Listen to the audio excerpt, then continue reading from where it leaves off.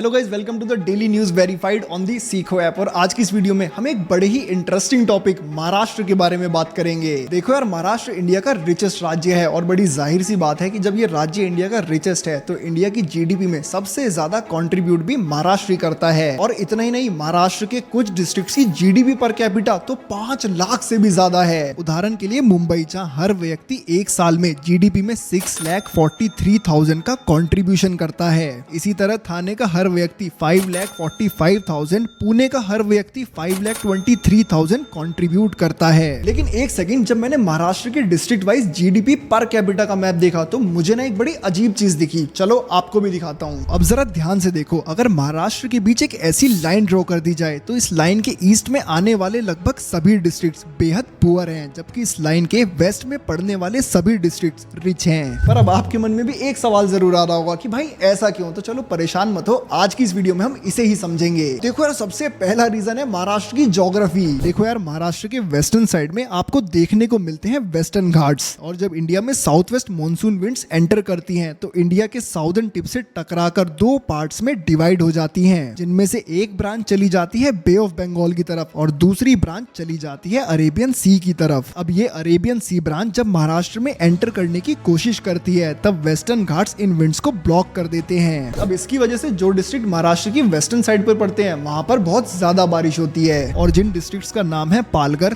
थाने, मुंबई, पुणे, रत्नागिरी और सिंधुदुर्ग जैसे डिस्ट्रिक्ट शामिल हैं। लेकिन मॉनसून विंड्स वेस्टर्न घाट्स के ईस्टर्न साइड पर नहीं जा पाती, इसीलिए ईस्टर्न महाराष्ट्र के डिस्ट्रिक्ट में बहुत कम बारिश पड़ती है। ईस्टर्न महाराष्ट्र की 65% पॉपुलेशन रूरल है, जो कि एग्रीकल्चर पर बहुत ज्यादा डिपेंडेंट है। लेकिन कम बारिश की वजह से यहाँ का एग्रीकल्चर प्रोडक्शन काफी ज्यादा अफेक्ट होता है। उदाहरण के लिए कॉटन इस रीजन के लिए बेहद इंपॉर्टेंट क्रॉप है, लेकिन जब बारिश कम होती है तो यहाँ की फसल खराब होती है और जिसके चलते किसानों की आमदनी भी इफेक्ट होती है। और एग्रीकल्चर में होने वाले इस तरह के नुकसान की वजह से ईस्ट महाराष्ट्र में फार्मर्स की सुसाइड का नंबर भी बहुत ज्यादा होता है। दूसरा रीजन है यहाँ की सॉइल यानी मिट्टी। देखो, ईस्टर्न महाराष्ट्र डेक्कन प्लेट्यू का हिस्सा है और डेक्कन प्लेट्यू बना हुआ है इग्नियस रॉक्स का। ऐसे रॉक्स के टूटने के बाद जो मिट्टी बनती है उसको ब्लैक सॉइल कहते हैं। और क्या आपको पता है कि इस सॉइल का एक अलग फीचर क्या है? नहीं पता? चलो मैं बताता हूँ। देखो, जब इसमें बारिश होती है ना तो ये स्टिकी हो जाती है और टेम्परेचर बढ़ने पर ये सूख जाती है, जिसके बाद इसमें क्रैक्स आने लगते हैं, और ऐसी मिट्टी में एग्रीकल्चर की संभावना बहुत लिमिटेड है। तीसरा रीजन है क्रॉपिंग पैटर्न। नॉलेज के अभाव से यहाँ के लोग उन क्रॉप्स को उगा रहे हैं जो इस रीजन के लिए ठीक नहीं है। उदाहरण के लिए शुगर केन का कल्टीवेशन महाराष्ट्र में लार्ज स्केल पर होता है, और जिसके चलते महाराष्ट्र इंडिया का second largest sugar cane producer है। लेकिन अब यहाँ एक प्रॉब्लम ये है कि शुगर केन के कल्टीवेशन के लिए बहुत ज्यादा पानी की जरूरत होती है, और एक डेटा में बताता है कि महाराष्ट्र में 4% एरिया पर ही शुगर केन उगाया जाता है, लेकिन इरिगेशन वाटर का 72% अकेले शुगर केन यूज कर लेता है। यही नहीं, महाराष्ट्र में कल्टीवेट होने वाले टोटल शुगर केन में से 79% ईस्टर्न महाराष्ट्र के रीजन में हो रहा है। यानी अगर मैं सीधे शब्दों में कहूँ तो ईस्टर्न महाराष्ट्र में एक तो पहले से ही पानी की कमी है, और ऊपर से शुगर केन के प्रोडक्शन में बहुत ही ज्यादा पानी यूज हो जाता है, और पानी इतना कम होने लगा है कि एग्रीकल्चर भी कंटिन्यूअसली फेल होने लगा है। चौथा रीजन है ईस्टर्न महाराष्ट्र की कॉन्टिन्यूअस नेग्लिजेंस। ईस्टर्न महाराष्ट्र में इंडस्ट्रीज और इंफ्रास्ट्रक्चर बहुत ही लिमिटेड है, जबकि महाराष्ट्र के 75% मिनरल्स यहीं पाए जाते हैं, और यहाँ के रिसोर्सेज का इस्तेमाल बाकी के महाराष्ट्र और इंडिया को डेवलप करने में किया जा रहा है। लेकिन बदले में ईस्टर्न महाराष्ट्र के पास ना तो अच्छा इंफ्रास्ट्रक्चर है, ना ही अच्छी इंडस्ट्रीज और ना ही अच्छी जॉब्स। और एक और बड़ा रीजन है यहाँ पर होने वाला माइग्रेशन। अब देखो यार, ईस्टर्न महाराष्ट्र में ना ही जॉब्स हैं, ना ही इंडस्ट्रीज और ना ही अच्छा इंफ्रास्ट्रक्चर,